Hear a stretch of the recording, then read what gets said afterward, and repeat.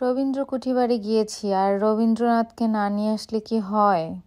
হ্যাঁ বন্ধুরা, রবীন্দ্রনাথ ঠাকুর এত বড় একজন মানুষকে নিয়ে আসার ক্ষমতা আমার নেই।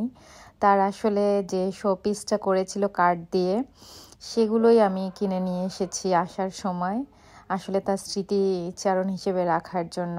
আর লালন শাহ, তাকেও নিয়ে এসেছি।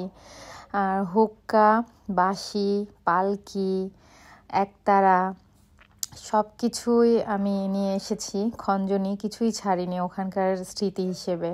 খুব ভালো লাগার বিষয়গুলো ছিল সবগুলো মিলিয়ে।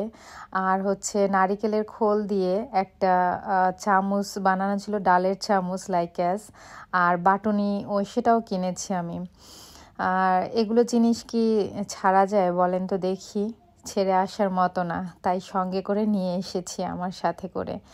সঙ্গে তাঁতের জিনিসগুলো খুব সুন্দর পাওয়া যায়। বেডশিটটা পছন্দ হয়ে গিয়েছিল, তাই বেডশিটটাও নিয়ে এসেছি।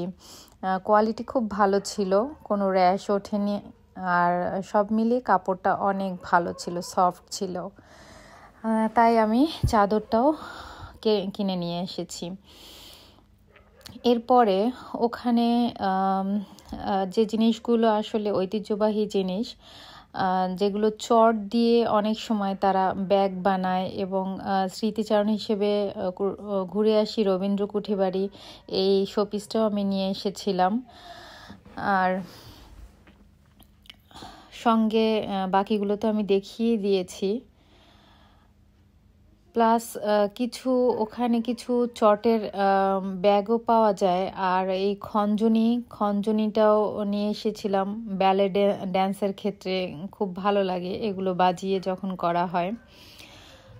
প্লাস তবলার মতো কিছুটা, খঞ্জনি বলে এটাকে, এটাও নিয়ে এসেছিলাম।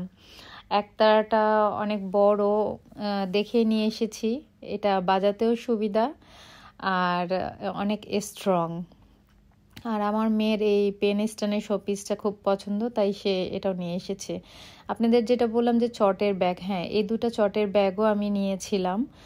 ক্যারি করতেও খুব ভালো লাগে। আমার মেয়ের শোপিস এই কাপ সেটটি নিয়েছে। আর আমি নিয়েছিলাম হচ্ছে চুড়ির এই স্ট্যান্ডটা, চুড়িগুলো নিয়েছিলাম। থ্যাংক ইউ, আল্লাহ হাফেজ।